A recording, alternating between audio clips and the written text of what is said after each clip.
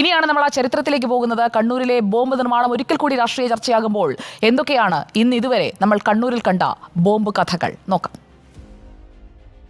10-15 കൊല്ലം മുമ്പുള്ള ചരിത്രം പറയലാണ്. 10-15 മുമ്പുള്ള ചരിത്രം പറയല അടിയന്തര പ്രമേയം. 10-15 മുമ്പുള്ള ചരിത്രം പറയല അടിയന്തര പ്രമേയം. അടിയന്തര വിഷയങ്ങൾ പറയാം.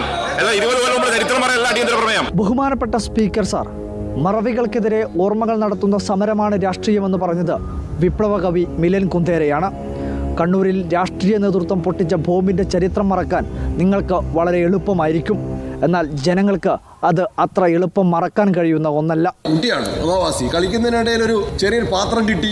ആ പാത്രം തുറക്കാൻ വേണ്ടി അമ്മ കാളിയിൽ എടുത്തു കൊടുത്തു. അമ്മ നോക്കിയിട്ട് തുറക്കാൻ പറ്റിയില്ല. ഈ ബാലൻ തന്നെ അത് കുത്തിപ്പൊട്ടിച്ചു. ആ കുത്തിപ്പൊട്ടിക്കുന്നതിനിടയിൽ സ്ഫോടനം ഉണ്ടായി.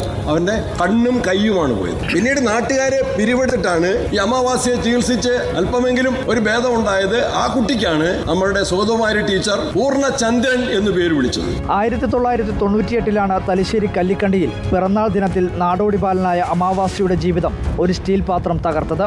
കൈയും കണ്ണും തകർന്നുപോയി. അമാവാസി പൂർണ്ണചന്ദ്രനായതോടെ സമാധാനം ലഭിക്കുമെന്ന് പലരും കരുതി. 1/4 നൂറ്റാണ്ടിനു ശേഷം 2022 ജൂലൈ 5 ആക്രി സാധനങ്ങൾ പെറുക്കി വിൽക്കുന്ന 2 അസം സ്വദേശികൾ ആക്രികളുടെ കൂട്ടത്തിലെ സ്റ്റീൽ പാത്രം തുറക്കുന്നതിനിടെ സ്ഫോടനമുണ്ടായി മരിച്ചു. ബോംബ് രാഷ്ട്രീയം പണ്ട് മുതലേ കണ്ണൂരുണ്ട്. അത് പിന്നെ അവർ ഇപ്പം ഒരു എടുത്ത് കാട്ടുന്നതാണ്. ഈ ബോംബ് എന്തിനു വേണ്ടിയിട്ടാണ് ഉണ്ടാക്കിയത്? നന്മ ചെയ്യാൻ വേണ്ടിയിട്ടല്ലല്ലോ. ആർക്കെങ്കിലും എതിരെ പ്രയോഗിക്കാൻ വേണ്ടല്ലേ. പക്ഷേ ആരും പേടിച്ചിട്ട് പറയില്ല. ജീവിക്കണ്ടേ? നമ്മൾ നാട്ടിലേക്ക് ഇനി ഇതും കഴിഞ്ഞിട്ട് വീട്ടിലേക്കല്ലേ പോകേണ്ടത്. നമുക്ക് അങ്ങനത്തെ ഒരു പേടിയൊന്നുമില്ല. പറയേണ്ടത് തന്നെ ചെയ്യും.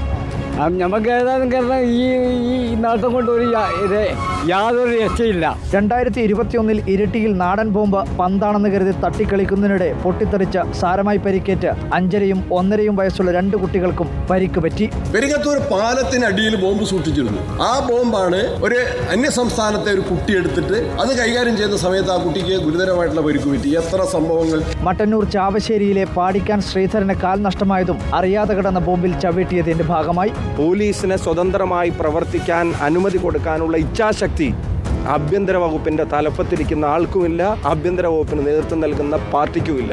ഇത് ഉണ്ടാക്കുന്ന സ്പെഷ്യലിസ്റ്റുകളെ, പ്രൊഫഷണൽസുകളെ അവരിലേക്ക് അന്വേഷണം പോകണം. നിയമത്തിന്റെ മുന്നിൽ കൊണ്ടുവന്ന് ഈ പണി അവസാനിപ്പിക്കണം. അടിയന്തരാവസ്ഥ സമയത്താണ് കുളങ്ങരേത്ത് രാഘവനെ ബോംബെറിഞ്ഞു കൊലപ്പെടുത്തുന്നത്.